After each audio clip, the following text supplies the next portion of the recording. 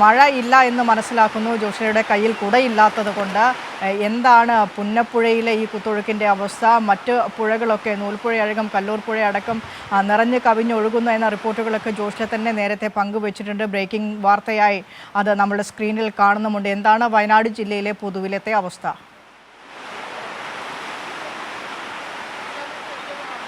വിനിഷ, മഴ മാറി നിന്നു എന്ന് പറയാൻ സാധിക്കില്ല. ഇപ്പോൾ അല്പസമയം മഴ മാറി നിന്നതുകൊണ്ടാണ് ഞാൻ കൊട ഒഴിവാക്കിയത്. ചാറ്റൽ മഴ ഇപ്പോഴും പെയ്തുകൊണ്ടിരിക്കുകയാണ്.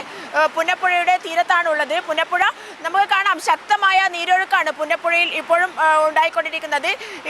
ഇവിടെ സ്ഥാപിച്ചിരുന്ന, അതായത് ബെയിലി പാലത്തിന് താഴെ സ്ഥാപിച്ചിരുന്ന ഗ്യാബിയോണിൽ തകർച്ചയുണ്ടായിട്ടുണ്ട്. ഇന്നലത്തെ ശക്തമായ നീരൊഴുക്കിലാണ് 3 സ്ഥലത്ത് വിള്ളൽ ഉണ്ടായിട്ടുണ്ട്. അതുപോലെ തന്നെ ഇവിടേക്കുള്ള മണ്ണൊക്കെ ഒലിച്ചുപോയത് നമുക്ക് ദൃശ്യങ്ങളിൽ കാണാം. മണ്ണൊക്കെ ഒലിച്ചുപോയിരിക്കുന്നു. ബെയിലി പാലത്തിൻ്റെ താഴ്ഭാഗത്തിൻ്റെ ഒരു അടിത്തറയുടെ പ്രശ്നം കൂടി വന്നിരിക്കുന്നു എന്ന് വേണം പറയാൻ. എന്തായാലും ആശങ്ക ഉളവാക്കുന്ന കാര്യം തന്നെയാണ്. പുന്നപ്പുഴയിൽ ഒഴുക്ക് ശക്തമായിട്ടുണ്ട്. ഇവിടെ സുരക്ഷിതമാണ് എന്ന് ഇപ്പോൾ പറയാൻ സാധിക്കുകയില്ല.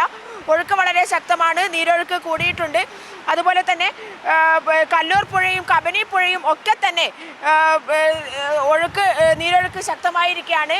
കല്ലൂർ പുഴയിലെ തീരത്തുള്ള ആളുകളെ, ഉന്നതിയിലെ ആളുകളെ ഒക്കെ തന്നെ ഇന്നലെ അംഗനവാടികളിലേക്ക് മാറ്റിയിട്ടുണ്ട്. അത് സുരക്ഷാ ക്രമീകരണത്തിൻ്റെ ഭാഗമായി മാറ്റിയതാണെന്നാണ് അധികൃതർ പറഞ്ഞിട്ടുള്ളത്. ഒരു പരീക്ഷണത്തിന് നിൽക്കുക എന്നുള്ളത് ഇപ്പോൾ സാധ്യമല്ല എന്നുള്ളത് കൊണ്ടാണ് അത്തരത്തിൽ പുഴയുടെ തീരത്തുള്ള ആളുകളെ മുഴുവൻ മാറ്റുന്ന ഒരു ഘട്ടത്തിലേക്കാണ് കടന്നിരിക്കുന്നത്. മഴ ഇന്നലെ രാത്രി മുഴുവൻ മഴയായിരുന്നു. ശക്തമായ മഴ പെയ്തുകൊണ്ടിരിക്കുകയാണ്. അതുപോലെ തന്നെ മലവെള്ളപ്പാച്ചിലിന് ശക്തി കൂടിക്കൊണ്ടിരിക്കുന്ന ഒരു കാഴ്ചയാണ്. ഇപ്പോൾ രാവിലെ മാത്രമാണ്, ഈ ഒരു സമയത്ത് മാത്രമാണ് അല്പം ഒരു ശമനമുണ്ടായിട്ടുള്ളത്. രാത്രി മുഴുവൻ ശക്തമായ മഴ തന്നെയായിരുന്നു എന്ന് വേണം പറയാൻ. എന്തായാലും ആശങ്ക ഉളവാക്കുന്ന കാലാവസ്ഥ തന്നെയാണ് ഇപ്പോൾ വയനാടിനെ സംബന്ധിച്ചിടത്തോളം ഉള്ളത്. വിനിഷ. ശരി, പി വി ജോഷിലെയാണ് വയനാട്ടിലെ മഴയുമായി ബന്ധപ്പെട്ട സ്ഥിതിഗതികൾ വിവരിച്ചത്.